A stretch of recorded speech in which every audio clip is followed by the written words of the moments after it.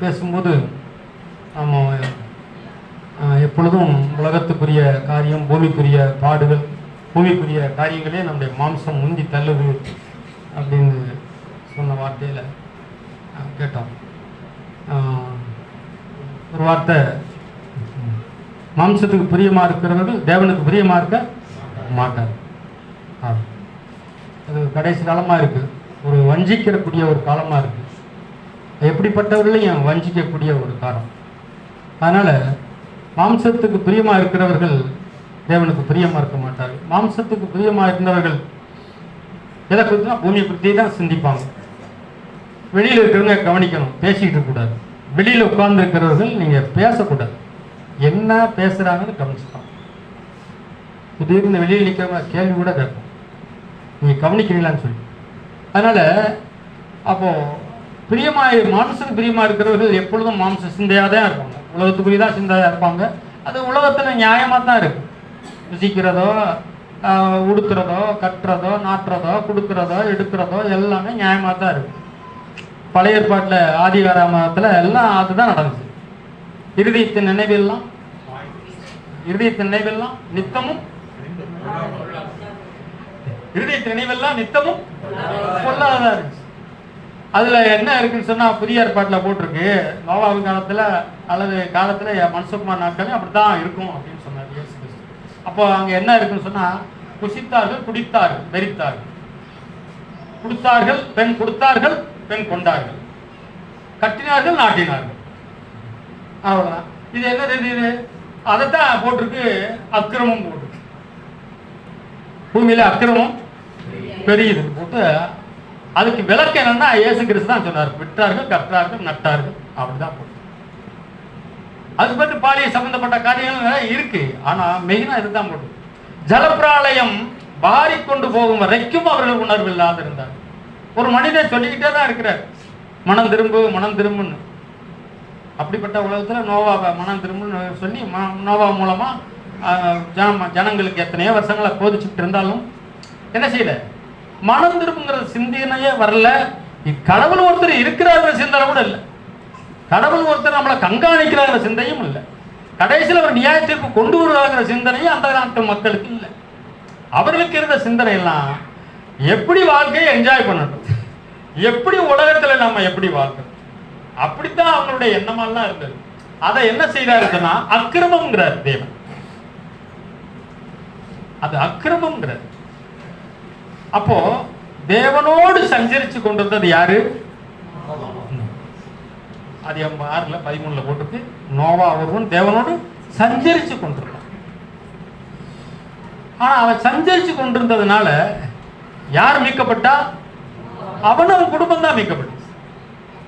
அவன் தான் தேவ சிந்தைக்குரியவனா இருந்தான், அவன் தான் தேவனுடைய சிந்தைக்குரியவனா இருந்தான், தேவனுடைய சொல்றத செய்தக்கூடியவனா இருந்தான்.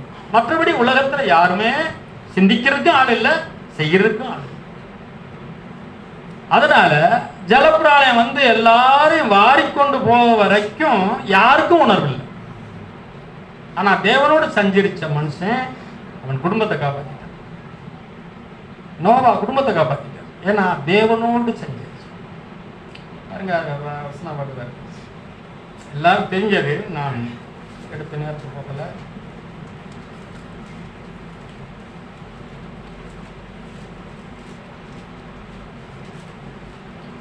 ஆறுல 13 தேவனோடு சஞ்சரிச்சான்னு கொடுக்கும்.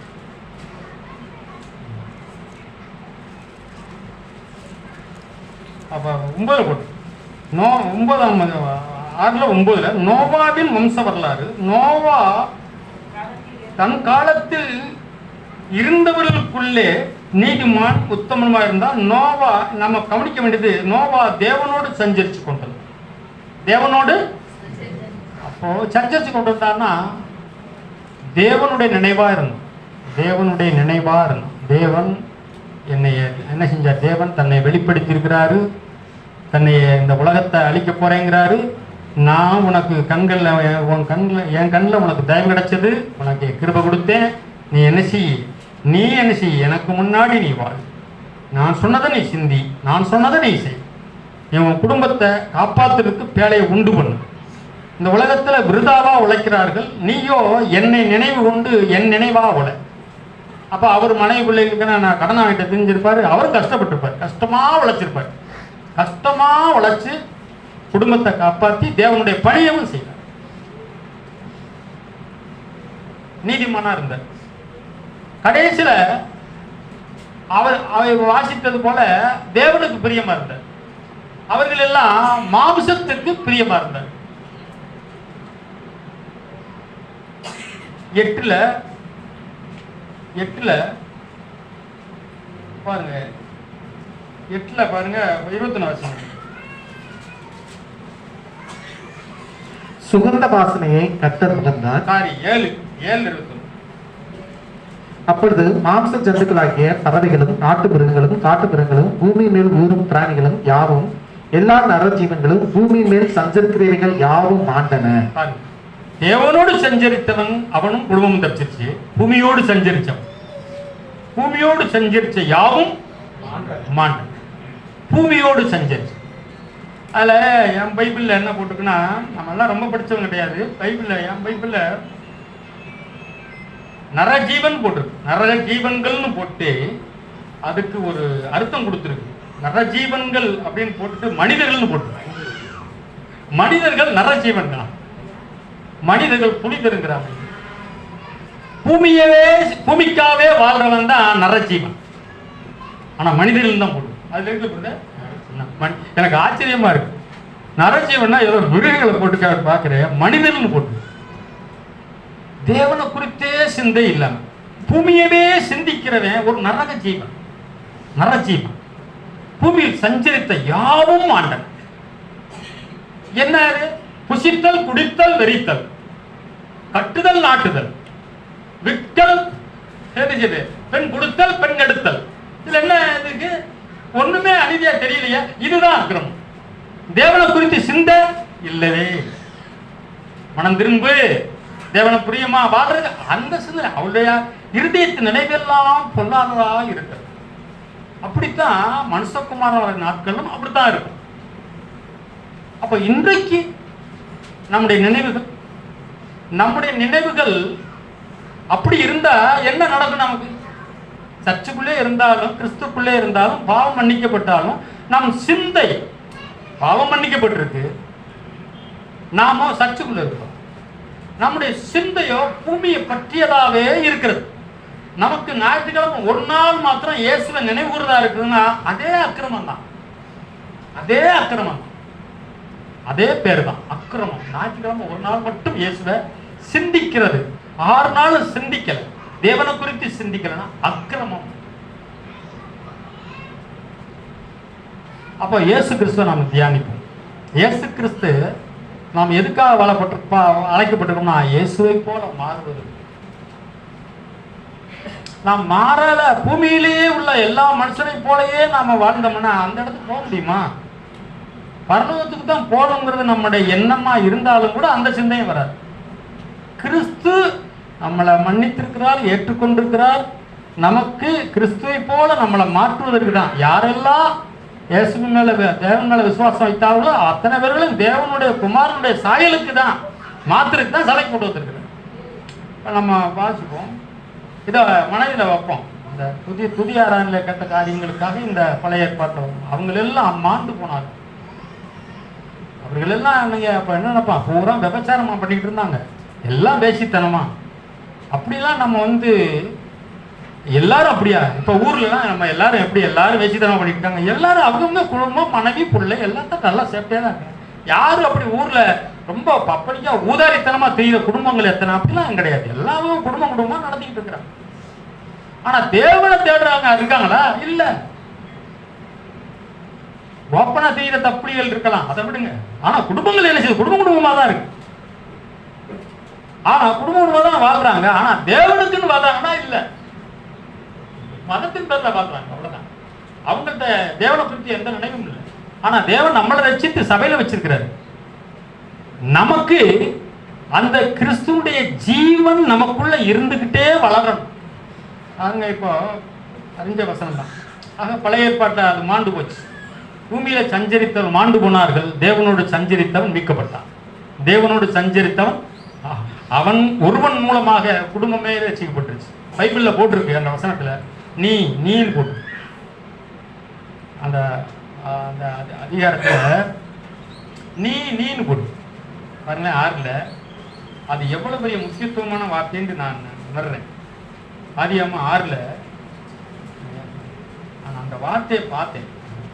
நீ 6ல் பாருங்க, தேவனோடு சஞ்சரித்த ஒரு மனிதனோட தேவன் பேசுறாரு. அந்த மனிதனோட மட்டுமே பேசுறாரு. பாருங்க, நீ கொப்பேர் மரத்தால் ஒரு பேழை அப்படின்னு நீ 15ல் நீ அதை பண்ண வேண்டிய விதம் என்னவென்றால், ஆமா 16ல் நீ பேழைக்குள். அப்ப பாருங்க, நீ சஞ்சரிச்சவனோட தேவன் பேசிக்கிட்டே இருக்காரு. யாரோடையும் பேச முடியல, யாரோட. ஏன்னா அதுக்குரிய அவங்களுக்கு அந்த சிந்தையே கிடையாது, பூமிக்குரிய சிந்தை. நீன்னு ஒருமையிலேயே பேசுற நோவாட்ட.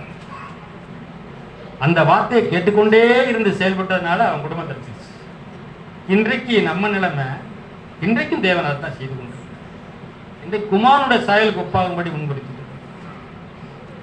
இப்படி ஒரு பிரசங்கத்தை பண்றது மட்டுமே இல்லை, பிரசங்கம் பண்ண அழைச்சிருக்கிறாரெல்லாம் கிடையாது. நீ கிறிஸ்துவை போல மாறணும், அதை நீ பேசு. நீ மாற முயற்சி பண்ணு, நீ எந்த அளவுக்கு மாறுறியோ அதை பேசு. அப்படித்தான் தேவன் நம்மளை அழைச்சிருக்கிறார். பாருங்க, அவருடைய மகிமையை பார்ப்போம். யோவான் சுவிசேஷம்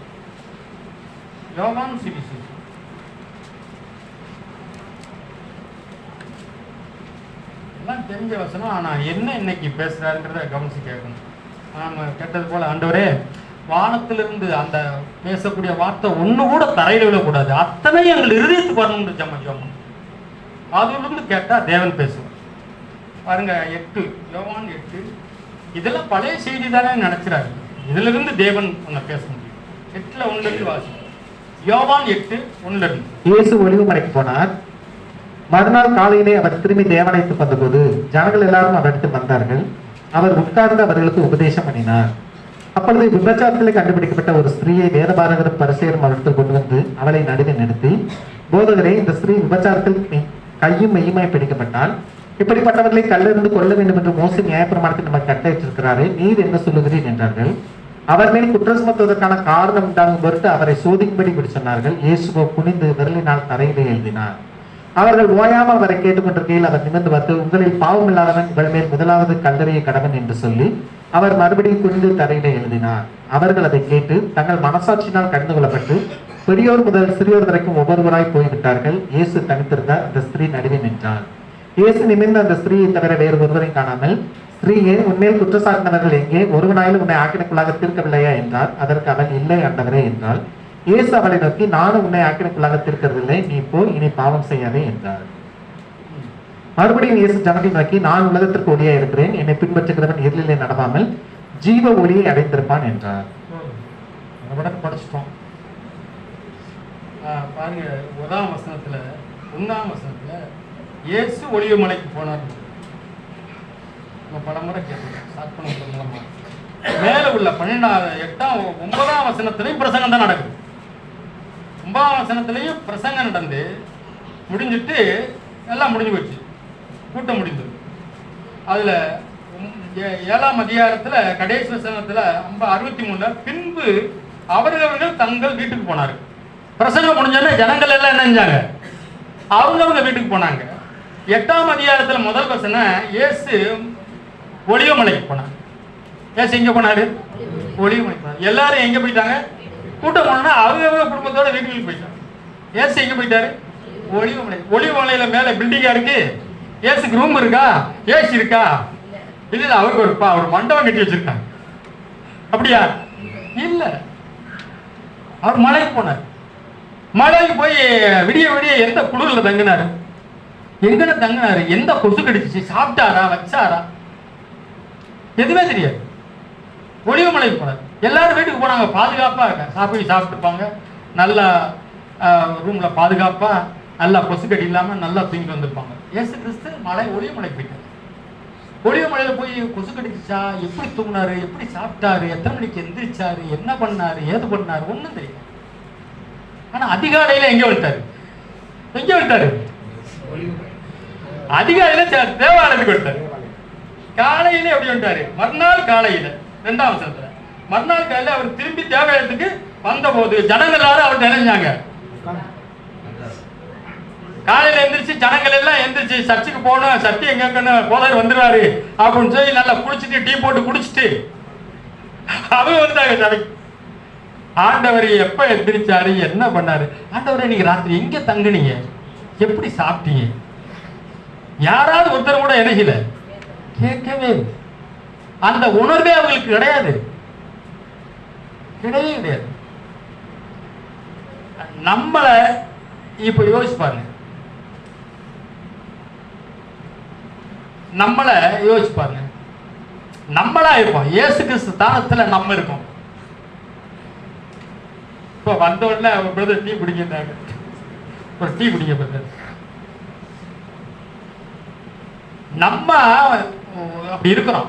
ஒரு வீடு நம்மளை இயேசு வச்சு இடத்துல வச்சு பாருங்க. ராத்திரி போய் நம்ம குளிர்லையே தங்கணும், போர்வை இல்லை, கஷ்டப்பட்டோம். ஆண்டவரே இந்த ஜனங்களுக்கு வார்த்தை வேணுமே, ஆண்டவரே இதாவே ஆறும், இந்த ஜனங்களுக்கு நான் சத்தியத்தை சொல்லட்டும் அப்படின்னு சொல்லி அவர் முழங்கால் நின்று ஜெபிச்சு கொசுக்கட்டியில் தூங்கி அவர் எங்கே குளிச்சாரு. அந்த நிலையில நம்மளை வச்சு பாருங்க. நமக்கு அவருக்கு ஏதாவது இருதயத்தில் எலும்புதான், ஏதாவது நம்மள இருந்தா என்ன ஆகும்? நம்ம ஒருத்தர் வீட்டுக்கு வர்றோம், இல்லை நம்மளே போயிருக்கோம், நம்மளை வச்சு பாருங்க, உங்களை வச்சு பாருங்க. ஒருத்தர் வீட்டுக்கு போயிருக்கோம், நம்மளை யாரும் கண்டுக்கல. வந்தாங்க, வாங்கக்கா, அக்கா வந்தாங்க, மச்சானா, மாமாண்டாங்க, அண்ணன்டாங்க, தம்பிண்டாங்க, தண்ணி குடி, டீ குடி, சாப்பிடு அப்படின்னு சொல்லணும். நம்மளை கண்டுக்கவே இல்லை. அவர்களுக்கு நன்மையை சிந்திப்போமா? யோசி, நன்மையை சிந்திப்போமா? சிந்திக்க மாட்டோம். இப்போ லைட்டே கரண்டே இல்லை, உங்க ஊர் பூரா கரண்டு, நான் இங்க தங்கி இருக்கிறேன், பேச்சு ஆமா, சாப்பிடவும் இல்லை. ஒரு பிரதர் கூட என்னன்னு கூட கேட்கல. காலையில இப்படி ஜெபம் பண்ணி ஒரு வார்த்தையை கண்டுபிடிச்சிட்டு உட்காடுறோம். என்ன தோணும் மனுஷங்க? சகோதர சிலையமா ரொம்ப சபையா இது சுயநலவாதி. வருமா வராதா? வரும், நம்முடைய இடத்துல வரும். அன்பு போயிடும், அதுதான் நிற்கும் உள்ள. ஒரு மனுஷன், ஒரு சகோதரன். இந்த அடிக்கடி பேசுற இந்த செல்லப்பாண்டி பிரதர் கொஞ்சம் கேட்பாரு நினைச்சேன், அவர் கூட கேட்கல. சுயநலவாதியில இருக்க செல்லப்பாண்டி பிரதர் முக்கியப்படுத்தல, எல்லா பிரதர் தான் கேட்கக்கூடியவங்க தான், விசாரிக்கக்கூடியவங்க தான். பிரதர் எத்தி வேண்டாத கேட்கிற பிரதர் நிறைய இருக்கிறாங்க. என்ன சொல்றான்? இயேசு கிறிஸ்து எந்த சிந்தையும் இல்லை, எந்த சிந்தையும் இல்லை. ஆண்டவரே எங்க தங்குனீங்க, சாப்பிட்டீங்களா, குளிச்சீங்களா, நல்லா தூங்குனீங்களா? ஊழியங்கள்லாம் சொல்லும்போது சில சகோதரர் சொல்லுவாங்க, பிரதர் நல்லா என்னை ராத்திரி கவனிச்சாங்க. இன்றைக்கு காலையிலும் கூட சபையில் அருமையான சகோதரர்கள் என்னை அருமையாக கவனிச்சாங்க அப்படிலாம் சொல்லக்கூடிய இருக்காங்களா இல்லையா? மூப்பர்கள் ஒரு கூட்டத்துக்கு மீட்டிங் போயிருந்தா கூட என்ன சொல்லுவாங்க? பிரதர் நல்லா என்னை நினைச்சாங்க, கவனிச்சாங்க அப்படின்னு சொல்லுவாங்க. இயேசு கிறிஸ்து இல்லை. என்ன சொன்னா? இயேசு கிறிஸ்து உலகத்துக்கு ஒளி. என்ன ஒளி? என்ன ஒளி? சூரியனா? இல்ல இந்த ஒளியா? இருதயத்திலே எந்த ஒரு தாங்கல், ஒரு முறுமுறுப்பு, ஒரு குறை சொல்லுதல், புன்முறுவலோடு அவர்களுக்கு செய்தியில சொல்றதுக்கு ஆனந்தம் கொண்டிருக்கிற ஆவி. இதுல பங்கு பெறுவோமா? நாம இயேசுவை போல் மாறும். ஏதாவது ஒண்ணு இருக்கா? நம்ம நிலைமை எப்படின்னு யோசிப்பேன். நான் யோசித்து தியானிச்சு பார்த்தேன். ஆண்டவரே, உலகத்துக்கு ஒளினா இது எவ்வளவு ஆச்சரியமா இருக்கு. அப்பனா ஒளினா அவரிடத்துல எந்த சுயநலமும் இல்லை, எந்த அதிருப்தியும் இல்லை. நம்ம விசாரிக்காம போனாலும் அவரோ என்ன செய்யறா? அன்புள்ள இதயத்தோடு இருக்கிறார். இப்படி நம்ம இருக்க முடியுமா? நம்ம வீட்டுல இப்படி இருக்க முடியுமா? நான் வந்து எவ்வளவு நேரம் ஆச்சு? அங்க பேசாம எனக்கு என்ன இருக்கிய, நமக்குள்ள எப்படி பொங்கும் யோசிங்க. நம்ம எவ்வளவு தள்ளி இருக்கோம்னு பாருங்க. இந்த இயேசு என்ன பேசிக்கிறாருன்னா நீங்க கவனிச்சு கேட்கணும். நான் உலகத்துக்கு ஒளியா இருக்கிறேன், என்னை பின்பற்றுகிறவன் ஜீவ ஒளி அடைந்திருப்பான். நாம் அவரை பின்பற்றுகிறோம், ஜீவ ஒளியில பங்கடைகிறோமா? ஜீவ ஒளி, முறுமுறுக்காம, குறை சொல்லாம, கெட்ட நினைவு நினைக்காம, மனைவியை பத்தி எந்த அதிருப்தி இருக்காம, புருஷனை பத்தி எந்த அதிருப்தி இல்லாம, பொங்கி குற்றனே என்னை குறித்து நீங்க நினைக்கிறீங்களா? பொங்கி குற்றல, என் கையை பாருங்க, பாருங்க வயல்ல கைப்பட்டது. எப்படிங்க மனசு வருது? எப்படி மனசு? நம்ம எல்லாரும் அப்படி பேசுறோம். உங்கெல்லாம் எப்படித்தான் வாழ போறணும்? எவ்வளவு தள்ளி இருக்கோம்னு பாருங்க. எவ்வளவு காரில் நிறைந்த மனிதனா இருக்கும்னு தேவ வெளிச்சத்துக்கு முன்னாடி தியானிக்கும். எவ்வளவோ இயேசு கிறிஸ்து ஜீவனுக்கு அந்நியர்களா இருக்கிறோம். ஆனா நாமும் பரலோகம் போவோம்ங்கிற ஒரு நம்பிக்கையில் இருக்கோம் பாருங்க. ஜீவன்ல பங்கடையாம, ஜீவன்ல பங்கு இல்லை. இயேசுக்கு ஒரு முறை சரி. இப்ப சபை நடந்துக்கிட்டு திடீர்னு ஒருத்தர் எந்திரிச்சு ஒரு பிரச்சனையை பேசுறாரு, அல்லது வெளியில இருந்து ஒரு பிரச்சனை ஒருத்தர் கொண்டு வராரு. நிறுத்திய பிரசங்கத்தை வராரு, என்ன ஆகும்? நம்ம என்ன செய்வோம் சொல்லுங்க? என்ன செய்வோம்? பிரதர் ப்ளீஸ், வெளியிலே ஒரு ஆள் இருந்தாலும் ஐயா பிரச்சனை ப்ளீஸ் சபை முடியட்டு, சபைக்கு நினைச்சிடாதீங்க, தேவன் இருக்கிறார், பிரசன்னமா இருக்கிறாரு, டிஸ்டர்ப் பண்ணிடாதீங்க. கொஞ்ச நேரம் வெளியிலையாவது பிடிச்சி இழுத்துல வைப்பா. ஐயா கொஞ்சம் நம்ம தெரிஞ்ச சகோதரர் நினைச்சுமா போய் ஐயா கொஞ்ச நேரம் சபை முடிஞ்சுட்டு எதா இருந்தாலும் பேசுவோம், கொஞ்ச நேரம் அமைதியாக கும்பிடுவோம். கும்பிட்டுனாலும் அவரை நினைச்சுவான், ஸ்டாப் பண்ணுவோம். அப்படியே வந்து கொந்தளிச்சா என்ன ஆகும் நிலைமை? அத்தனை பேருக்கும் நமக்கு எல்லாம் ஃபயர் ஆயிடுவோம். என்ன ஆயிடுவோம்? என்ன ஆயிடுவோம்? ஃபயர் ஆயிடுவோம். என்னையா மனுஷன் ஒரு சபை ஒரு தெய்வ பயம் இல்லாம இவன் வந்து குழப்பம் பண்ணலாமா? இயேசுக்கு எந்த அதிருப்தியும் இல்லை. ஒரு விபச்சாரத்தில் பிடிக்கப்பட்ட ஸ்திரியை சபை நடக்கும்போது எடுத்துட்டு வரான். அவருக்கு முதல்ல சொன்னேன், ஒளிவு மலையில் தங்கினாரு, எதை பத்தியும் ஒன்றும் பிரச்சனை. சாப்பிட்டாரா வச்சாருன்னா அவரை பத்தி யாரும் அக்கறை, அவரோ எந்த முறுமுறுப்புல அன்போடு சத்தியத்தை பேசுற. அந்த நேரத்தில் அந்த ஸ்திரியை எடுத்துட்டு வந்து நிறுத்தும். எப்படி இருக்கும்? ஒரு போதகருக்கு கோபம் வரும். நம்மெல்லாம் அந்த இடத்துல என்ன ஆகும்னு சொல்ல முடியாது. சம்பவம் நடந்தா நம்ம என்ன ஆகும்? கோபம் வந்துடும். கோபம் வந்துடும். கோபம் வந்து கொஞ்சம் கூட நான் ஒரு குத்தி இங்கிலீஷ்ல இருந்தா இங்கிலீஷ்ல கேட்டு கேட்டு நமக்கு வருதில்ல. என்ன சொல்லுவாங்க இங்கிலீஷ்ல? திடீர்னு கட்டாப்படம் என்ன சொல்லுவாங்க? நம்ம அப்படி சொல்லுவோம், கொஞ்சம் கூட ஒரு மரியாதை இல்ல, ஒரு தெய்வ பயம் இல்லையா? மேனஸ் இல்ல, ஏனஸ் இல்ல. ஏன்னா சாக்சன் அப்படி சொல்லுவாரு, அதனால நமக்கு அந்த வாசம் வரும். அவ்வளவு கோபம் வருங்கிறேன், எரிச்சல் அப்படி வரும், ஆத்திரம். ஏன்னா தேவனுக்கு ஏற்ற வைராக்கியம் வருதான் நமக்கு. பிரசனத்துல வார்த்தையை கொண்டு வர இடத்துல இப்படி கட்டா பண்ணலாமான். ஆனா இயேசு கிறிஸ்து ஒண்ணுமே செய்யறவர் பாருங்க. இயேசு கிறிஸ்து தியானிக்கிறோம் பாருங்க 2:3.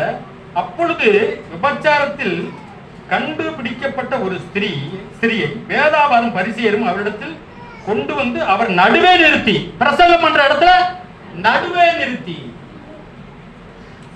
அவங்க எப்படிப்பட்ட போதகர்னு பாருங்க.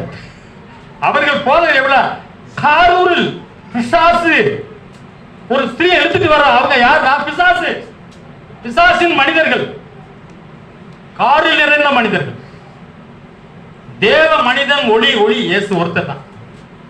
பரலோகத்துக்குரிய தேவ மனிதன் யாருன்னா இயேசு ஒருத்தர் தான். மற்றெல்லாம் காரில் பிசாசினுடைய குணம் தான் இங்க இருக்கு.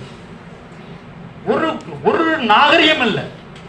நடுவில் வந்து நிறுத்தும் போதகரை, ரபி நிறுத்துமோ போதகரை நிறுத்தும். மோசே அப்படி சொல்லி இருக்கிறார், பிடிச்சிட்டோம் விபச்சாரத்துல, நீர் என்ன சொல்லுகிறீர் அப்படிலாம் எப்படி போவோம். ஆனா இயேசு கிறிஸ்து நன்மையா இருக்கார், நன்மையா இருக்கிறார். உலகத்தின் ஒளி இயேசு. ஒளின்னு சொன்னா உலகத்துல இயேசு போல யாருமே இல்லைங்கிறதான். யாரும் இல்லை, ஒரு மனிதன் கிடையாது. இந்த உலகத்தில் பேசுற தத்துவ ஞானி அத்தனை குப்பை. 100க்கு 100 குப்பை. நீங்க நினைச்சிருக்க கூடும் யாரெல்லாம் பெரிய மகான் அவன் அம்புட்டும் குப்பை. காது உள்ளவர்கள் கேளுங்க.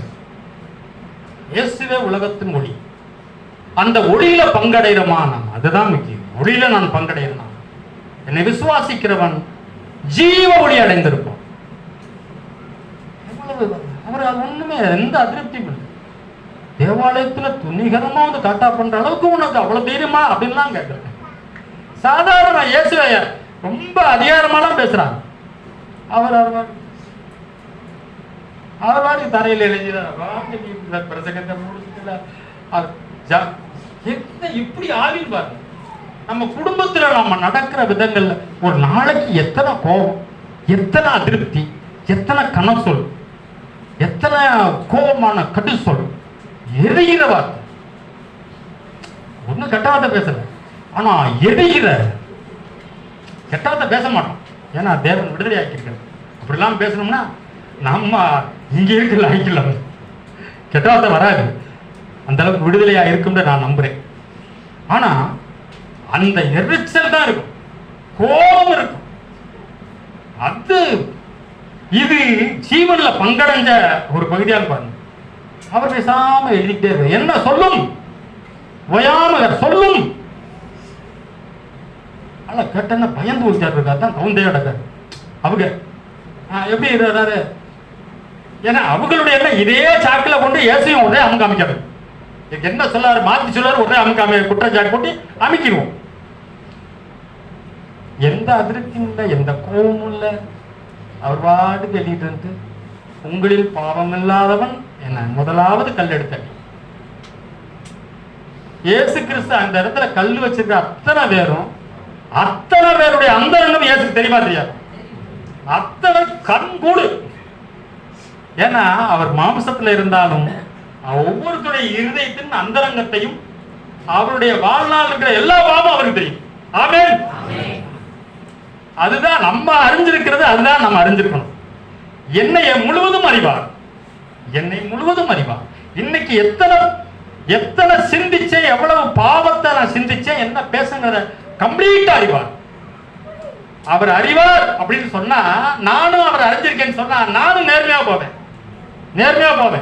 இச்சித்தேன் ஆண்டவரை, என் இருதயம் பாடிய சிந்தையில கேவலப்பட்டு போச்சு ஆண்டவரே, என்னை மன்னியா ஆண்டவரே. நேர்மைக்கு போனா தான் ஜீவன்ல வர முடியும். இயேசு கிறிஸ்து அப்படியே தான் இருந்தார். பேசாம கட்டுன அடின்னு சொன்னா ஒருவே அடிக்க முடியும். ஏன்னா மனச்சாட்சியிலே கடிச்சிட்டாரு. பிரதர் நீங்கெல்லாம் உங்க முதுகு பாருங்க, கொஞ்ச நாளைக்கு முன்னாடி எப்படி பாருங்க, இவ்வளவு தைரியம் தேவாலயத்திலே வந்து இவ்வளவு தைரியமா உனக்கு தெரியாதா? நீ 2வது வைக்கிற, நீ தெரியாதா? உன்னே தெரியாதா? நீனா யோக்கியமா அந்த பொண்ணை பிடிச்சிட்ட, நீ விபச்சாரக்கார தெரியாதா? அந்த தேதி, அந்த நாள், இந்த நாள். ஏன்னா இவருக்கு தான் தெரியுமே. அவருக்கு ஒன்றும் மறைவானதல்ல, பைபிள்ல போட்டிருக்கு.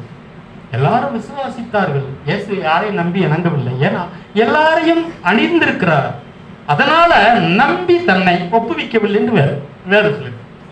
அப்பனா அத்தனை பேர் கல் வச்சிருக்கிறவன் பூரா எப்படிப்பட்டனா இந்த பாவத்தை செஞ்சவன் தான், அநியாய அக்கிரமத்தை செஞ்சவன் தான்.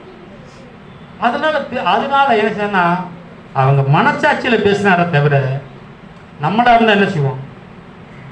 நம்மளா இருந்தா நிச்சயமா சொல்லிடுவோம். சரி ஆமா நீ எல்லாம் கொண்டு வந்து பேசுறீங்க பிரதர், நீங்க அதுல விழுகாதவரா? நம்ம ஏதாவது ஒண்ணு பேசி இருள கொண்டு வந்துருவோம்ங்கிறேன். ஏதாவது பேசி என்ன செஞ்சிருவோம்? இருள கொண்டு வந்துருவோம், ஒரு குழப்பத்தை உண்டு பண்ணிடுவோம். இல்ல அவர்களை குற்றம் சாட்டி குற்றத்தை எழுதிட்டு போயிடுவோம். ஆனா எஸ் இல்ல அவர்களா எல்லாரும் கல்ல போட்டு போயிட்டாங்க. ஆனா இயேசு ஒருத்தரையும் அவமானப்படுத்தல. நம்மளா இருந்தா என்ன ஆகும்?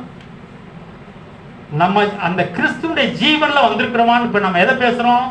மனுஷனுடைய நினைவுகள் எல்லாம் பொல்லாதவளா இருந்தது, எல்லாரும் மாண்டு போனார். நாம் கிறிஸ்துவுடைய ஜீவனை சிந்திக்கிறோமா? ஐயோ சபை இருந்தும் இன்னும் நான் அப்படி இருக்கிறேங்கிறது நம்மளை உணர்த்துதா? நம்மள ஒரு பாதிப்புகளை கொண்டு வருதா? அதுதான் ஜீவன். அது இல்லாதது செத்தது. செத்தது. எல்லாரும் போயிட்டாங்க. ஒன்னும் மடக்கம் இல்லை. ஏன்னா இங்க ஒண்ணும் இல்ல. மனுஷனை குற்றப்படுத்துறதுக்கு இயேசுட்ட ஒண்ணும் இல்ல. அல்லேலூயா.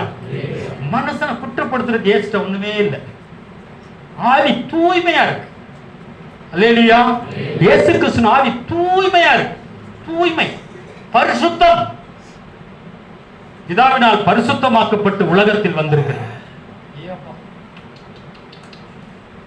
நம்ம எல்லாம் எவ்வளவு அபாத்தியமா இருக்கிறோம். பிதாவினால் பரிசுத்தமாக்கப்பட்டு உலகத்தில் அனுப்பப்பட்டு வந்திருக்கிறார். நான் தேவகுமார் என்று சொல்லாம எப்படி சொல்றேன்? தேவனால் பரிசுத்தமாக்கப்பட்டு உலகத்தில் வந்திருக்கிறார். எவ்வளவு தூய்மை! ஒரு இருதயத்துல அவ்வளவு தூய்மை. மனிதனை குறித்து நேரடியா அவர்களுடைய கபடத்தை அவர் அறிந்தார், அவர்களுடைய நோக்கத்தை அறிந்தார். ஆனா அவருடைய இருதயமும் அப்படி ஆகலை. கபடமா நம்மகிட்ட பேசும்போது இந்த பிரதர் இருக்கிறாரு, கபடமா பேசிட்டு இருக்கும்போது கபடமா பேசுவார். அதனால நானும் என்ன செஞ்சேன், பேசிட்டு இருக்கும்போதே குத்தல ஒரு வார்த்தையை போட்டேன். இருள் இருள் துக்கப்படும். அப்படின்னா கிறிஸ்துவனுடைய ஜீவன்ல பங்கடையலாம். துக்கப்படும். ஒரு வார்த்தை போட்ட பாருங்க, அதோட குள்ளிட்டார்ல. அப்படின்னா நான் ஒரு இருள், அவர் ஒரு இருள், நானும் ஒரு இருள். நான் ஜீவ ஒளியில என்ன செய்யல, பங்கடையல. என்னை கண்டு அவரும் ஆச்சரியப்படல. ஏன்னா அவர் உணவடைய ஒண்ணு வழி இல்லை. நான் தான் வெளிச்சத்தின் பிள்ளை இல்லையே. நான் ஒரு இருளை காட்டினேன், அவர் ஒரு இருளை காட்டினாரு, நான் ஒரு இருளை காட்டினேன். நீ மனைவி ஒரு இருளை காட்டின, நான் ஒரு புருஷன் ஒரு இருளை காட்டினேன். கிறிஸ்துவா ரெண்டு பேருக்கு அந்நியர். ஆனா ஒரு நாளைக்கு வெளிச்ச போறோம், பரலோகத்துக்கு போவோம். இதுதான் பஞ்சனையின் பெரிய வந்தனை. இதுதான் கண் சொறி போன குருட்டுத்தன்மை. நம்மளை அப்படித்தான் பிசாசு வஞ்சிக்கிறான். கிறிஸ்துவனுடைய ஜீவன்ல பங்கடைய கூடாது. ஆனா சபைக்கு போகணும், சத்தியம் பேசணும், பாட்டு படிக்கணும், எல்லாம் செஞ்சுக்கோ. உன் வாழ்க்கையில அனுதினமும் கிறிஸ்துவனுடைய ஜீவன்ல நீ அந்நியனா இருக்கணும். அதுதான் தேவ பிசாசின் திட்டம். அப்படித்தான் வஞ்சிக்கப்பட்டிருக்கோம். அப்படித்தான் வஞ்சிக்கப்பட்டிருக்கிறோம். இத காது உள்ளவர்கள் நாம நேர்மையா ஒத்துக்கொள்வோம். உலகத்துக்கு ஒளி. ஸ்திரியே, உன்னை ஆக்கினைக்குள்ளாக தீர்க்கிறவர்கள் ஒருவரும் இல்லையா? இல்ல ஆண்டவரே. எல்லாரும் போயிட்டானா? சரி, நானும் உன்னை ஆக்கினைக்குள்ள என்ன செய்ய மாட்டேன், இனி பாவம் செய்ய சொல்லிட்டு என்ன சொல்றாரு, உலகத்துக்கு நான் எப்படி இருக்கிறேன், ஒளியா இருக்கு. உலகத்துக்கு நாம் அவருடைய விசுவாசிக்கிற விசுவாசி, நாம் அவருடைய சீசன். என்னை விசுவாசிக்கிறவன் ஜீவ ஒளியை அடைகின்றான். எவ்வளவு பெரிய வார்த்தை! சீக்கிரமா ஒரு வார்த்தை முடிச்சுக்கிறேன். 51 பாருங்க. 51 ஒருவன் என் வார்த்தையை கைக்கொண்டால் அவன் என்றைக்கும் மரணத்தை காண்பதில்லை என்று மெய்யாகவே மெய்யாகவே உங்களுக்கு சொல்லுகிறேன். எந்த மரணம்? என்னை அந்த வசனத்துல, ஒருவன் என் வசனத்தை, நான் போதிக்கிற இந்த வார்த்தையை கைக்கொண்டால் அவன் என்றைக்கும் மறிப்பதில்லை. சரீர பிரகாரமா இல்ல, ஆவிக்குரிய பிரகாரமா அந்த சகோதரி மறிக்கிறதில்லை. அந்த சகோதரன் என்றைக்கும் மறிப்பதில்லை. எப்பொழுதும் ஜீவனுடையவராக தான் இருப்பார். அதை நான் விசுவாசிக்கிறேன். எப்பொழுதும் மறிக்கிறது இல்லையா? மறிப்பதே. நாம ஒருத்தரை குறித்து சிந்திச்சுக்கிட்டே இருந்தோம். மனைவியை குறித்து சிந்திச்சுக்கிட்டு இருக்கோம், புருஷனை குறித்து சிந்திச்சுக்கிட்டு இருக்கோம், சபையில் இருக்கிற சகோதரரை சிந்திச்சுக்கிட்டு இருக்கோம், சொந்த பந்தத்தை சிந்திச்சுக்கிட்டு இருக்கோம், ஏதோ ஒண்ணு சிந்திச்சுக்கிட்டே இருக்கிறோம். தேவனோ நம்மிடத்துல வாசம் பண்ண முடியாதபடி போயிடுறாரு. முடியாது. பாருங்க அந்த வசனத்துல கடைசியில் பாருங்க 59. அப்பொழுது அவர்கள் கல்லெறியும்படி கல்லுகளை எடுத்துக்கொண்டார்கள். இயேசு மறைந்து அவர் நடுவே கடந்து தேவாலயத்தை விட்டு வெளியே போயிட்டு, இப்ப நான் கல்லெறிய போறேன், புருஷனுக்கு விரோதமா கல்லெறிய போறேன், மனைவிக்கு விரோதமா என்ன செய்யறேன், கல்லெறினா உள்ள என்னத்தையோ உன்ன சொல்லி குமரிக்கிட்டு இருக்கிறேன், யாரையோ உன்ன குமரிக்கிட்டு இருக்கிறேன், என் கையில இப்ப கல் இருக்கு. ஏசு என்ன செஞ்சுவாரு, என்னை விட்டு காது நம்ம தெளிவா கேட்குது. தேவன் நம்மளை விட்டு என்ன செய்வாரு, போயிடுவாரு. ஐயோ நீ கிறிஸ்தவ சபையில் இருக்கிற, நீ பிரசங்கிக்கிறவன், ஐயோ நீ இருக்கணும், நீ இருந்தா தான் 4 பேருக்கு போதிப்பேன். நோ நோ நோ நோ, அதெல்லாம் செய்யவே மாட்டாரு. அப்படிலாம் தேவன் இருக்கவே மாட்டாரு. நான் ஒருத்தர் எரிய நினைச்சேன்னா சரி, எதை இச்சையை இருதயத்தில் வச்சுக்கிட்டு அசை போட்டுக்கிட்டு இருந்தாலும் சரி, ஊமைக்குரிய சிந்தை உள்ளவன், நான் போறேன் வெளியே. இல்ல இல்ல ஆண்டவர், நீங்க போயிடக்கூடாது ஆண்டவர், நீங்க இருக்கணும். என் பாவங்களை நான் அறிக்கை செய்து விட்டு விடுகிறேன், என்னை விட்டு போய்விடாது. அப்பதான் ஜீவ ஒளிக்கு வர முடியும், இல்லைன்னா வரவே முடியும். வெளியே போயிடுவாரு. நீ ஆபிரகாம் சந்ததின்னு எனக்கு தெரியும், நீ கிறிஸ்தவன் எனக்கு தெரியும், நீ சிஎஸ்சியில் இருக்கிற சிஎஃப்சி சகரியா போன சபையில் இருக்கிறன்னு தெரியும். ஆனா நான் அவன் கூட இருக்க மாட்டேன், போயிடுவேன். நமக்கு அதேதான். நம்மளை சேர்ந்திருக்க தேவ மனுஷன் உண்மையா இருப்பாங்க, ஆனா நம்ம உண்மை இல்லைன்னா ஏசு நம்மளோட போயிடுவார். பட்சவாதமே இல்லை, பட்சவாதமே இல்லை. கல்லுகளை எடுத்தார்கள், அவர் தேவாலயத்தை விட்டு வெளியே போய். மனைவி நான் கல்லெறிஞ்சாலும் சரி, யார கல்லெறிஞ்சாலும் சரி, யாரை குறித்து நான் நினைச்சாலும் சரி, இயேசு என்னோட இருக்க மாட்டார், நான் காரில் சிக்கிடுவேன். நாம் தவறுகிறோம், அநேக விஷயங்களை தவறுகிறோம். அதனாலதான் தேவன் சபையில கொண்டு வந்து நம்மளை என்ன செய்யறாரு, ஆவியானவர் போதிக்கிறார். ஏன்? நாம் கிறிஸ்துவுக்குள் புதிய சிருஷ்டியா மாற. என்னை விசுவாசிக்கிறவன் மரித்தாலும் பிழைப்பான்.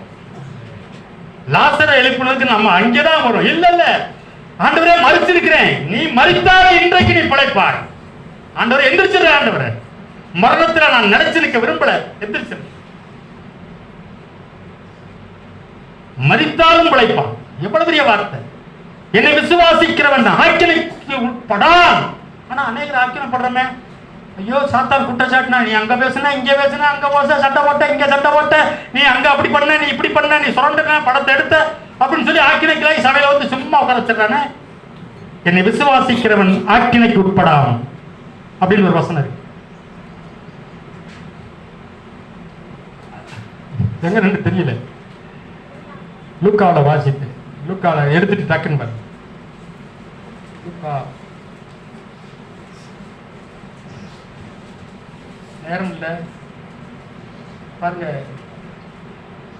நேரம் இல்லை பாருங்க. 5ஆம் மதியானம் பாருங்க, யோவான்ல 5:24 என்ன பண்ண போட்டு டக்குன்னு முடிச்சிடுறேன். நேரம் எவ்வளவு நேரம் பேசுனதுதான் காரியம் இல்லை. என் வசனத்தை கேட்டு என்னை அனுப்பினவரை விசுவாசிக்கிறவனுக்கு நித்திய ஜீவன் உண்டு, அவன் ஆக்கினைக்கு உட்படாமல் மரணத்தை விட்டு நீங்கி ஜீவனுக்கு உட்பட்டிருக்கிறான் என்று மெய்யாகவே மெய்யாகவே உங்களுக்கு சொல்லுகிறேன். அவன் ஆக்கினை கூட பட மாட்டான். நம்ம குற்ற உணர்வுல இருக்கிறது தேவ சித்தம் இல்லை. ஆக்கினைக்கு அவன் அடையவே மாட்டான்னு சொல்றார். என் வசனத்தை கேட்டு என்னை அனுப்பினவரை விசுவாசிக்கிறவனுக்கு நித்திய ஜீவன் உண்டு, அவன் ஆக்கினைக்கு தீர்ப்புக்கு உட்பட மாட்டான். மரணத்தை விட்டு அவன் நீங்கி ஜீவனுக்கு உட்பட்டிருக்கிறான் என்று சத்தியமா சத்தியமா சொல்றேன். நம்ம சொல்றோம், என்ன சார் மாதிரியா இருக்கீங்க, ஏன் பிரதர் மாதிரியா இருக்கீங்க அப்படின்னா நம்ம குற்றம் ஒன்று அடைஞ்சு இறைச்சிடும், அப்படியே எந்திரிக்க முடியாம இருக்கிறோம். ஆனா ஆண்டவர் சொல்றாரு, அவன் இறைச்சிவானா ஜீவனுக்கு உட்பட்டவனா இருப்பான், மரணத்துக்கு உட்பட மாட்டான். எவ்வளவு பெரிய வார்த்தை இதெல்லாம், அருமையான வார்த்தை. ஒரு வார்த்தை சொல்லி முடிக்கிறோம். லூக்கா, நமக்கு ஒரு முடியாதுங்கிற என்ன வரும், இதெல்லாம் சாத்தியமா? எவ்வளவு மோசமான குணம் எனக்கு இருக்கு, சூழ்நிலை வரும்போது எவ்வளவு உலகத்தான விட மோசமான குணம் எனக்கு இருக்குது அப்படின்னு நாம சிந்திப்போம். அது உண்மைதான். அப்படி சிந்திச்சாலும் ஆண்டவர் என்ன செய்யறாருன்னா, நமக்கு என்ன செய்யறாருன்னா ஒரு நம்பிக்கை தர. லூக்கா 18, எனக்கு இந்த வாழ்க்கையெல்லாம் என் மாம்சியத்தின்படி என்னால் ஒரு நாள் முடியாது, ஆனா தேவனை நம்புறேன், தேவனை விசுவாசிக்கிறேன், மரித்தாலும் பிழைப்பான். ஆண்டவரே மறியாமல் இருப்பான். ஆண்டவர் மறியாமல் இருப்பாங்கிற வார்த்தை எனக்கு அதிகமா ஆச்சரியமா இருக்கு. ஆண்டவரே மறியாமல் நான் இருக்க நானும் விரும்புறேன். நான் எனக்கு ஆச்சரியமா இருக்கு. ஆண்டவர் மறியாமல் இருப்பான்னா இந்த வார்த்தை எனக்கும் தானே சொந்தம், நம்ம எல்லாருக்கும் தானே சொந்தம். மறியாமல் இருப்பான். சரீர பத்தி பேர் இல்லை, ஏன்னா எல்லாரும் செத்து போனாங்களே. ஆவிலே மறிக்காமல் இருப்பான். இது ஆச்சரியமா இருக்கு எனக்கு, இது ஆச்சரியமான சத்தியம். இது எப்படி ஆண்டவரே சாத்தியம் அப்படின்னா, ஒரு விதவையை போல அந்த விதவை, அந்த தேவனுக்கு பயப்படாதவன், அந்த அஞ்ஞானி, லூக்கா 18 வருதா இல்லையா, அவன் தேவனுக்கு பயப்படாதவன், மனுஷரை மதிக்காதவன், அவர் விதவை போய், இது மனுஷனால் முடியாது, இயேசுவின் சீசரால் முடியாது. ஆனா ஒரு விதவையை போல எந்த உதவியும் இல்லாம, ஆண்டவரே ஒவ்வொரு நாளும் ஆண்டவர் போய் போய் இப்படி இருக்கிறேன், மாறணும், நான் மாறணும், ஜீவன்ல பங்கடையணும், எனக்கு உறுதி செய்ய, நான் அதுக்குள்ளேயே ஜீவனுக்குள்ளே இருக்கேன்னா எனக்கு அதுதான் முக்கியமா இருக்கும். நான் வேலை பார்ப்பேன், கஷ்டப்படுவேன், எவ்வளவோ வேலையை பார்த்துட்டு இருப்பேன். என் சிந்தையோ தேவன்லயே சேர்த்துக்கிட்டு இருக்கோம். இப்படி வீழ்ச்சியா இல்லாம நான் அப்படி வரணும் இப்படி வரணும். தேவன்கிட்டே போய் விதவை போய், ஐயா நான் ஒரு விதவையா இருக்கேன், எனக்கு புருஷன் இல்லை, எனக்கு பிள்ளை இல்லை, என் வழக்கு என் பக்கத்து வீட்டை ஒருத்தர் சுரண்டிக்கிட்டு இருக்கிறான், ஐயா நீங்க வந்து கேட்டு கொடுங்க. இந்த கிளைக்கு தொல்லை தாங்க முடியலப்பா, தினா வர்றான், நானே பொறுமையில மதிக்க மாட்டேன், இவன் தினா வந்து தொல்லை விட்டுட்டு இருக்கிறான். சரி நாமளே மனுஷனை மதிக்க மாட்டோம், ஆனா அந்த கிளைக்கு ஓயாம வருது இந்த விதவை. சரி பரவாயில்ல, நமக்கு ஒரு மாதிரியா இருக்கு ஓயாம வர்றதுனால இந்த கிளைக்கு பிரச்சனை, இன்னைக்கு விதவை பிரச்சனை இன்னைக்கு கிடைக்கிறேன் தீர்த்துறேன் இன்னைக்கு அப்படின்னு சொன்ன ஆண்டவர் சொன்னாரு. அந்த அநீதியான மனுஷன் சொன்னதை இயேசுவின் சீசர்களாகிய நீங்கள் சிந்தித்து பாருங்கள். 7 படி. அந்தபடியே தேவன் தம்மை நோக்கி 6 பாருங்க, பின்னும் கர்த்தர் அவனை நோக்கி அநீதியுள்ள அந்த நியாயாதிபதி சொன்னதை சிந்தித்து பாருங்கள். அந்தபடியே போதும். இது பாருங்க, அந்த அநீதியானபதி அந்த நியாயாதிபதி சொன்னதை சிந்தித்து பாருங்கள். கிறிஸ்தவைக்கு சபையில உட்கார்ந்துருக்கிற அருமையான அபிராம சபையாரே, சகோதரே, சீசரே, இதை சிந்தித்து பார். உனக்கு இப்படிப்பட்ட ஒரு குணத்தை கொடுக்க முடியுங்கிறத நீ நிதானிச்சு பார். அவனே நான் தேவன் நம்ம நேசிக்கிறவர், அவனை போல அநீதி உள்ளவன் அல்ல, தேவன் நீதி உள்ளவர்.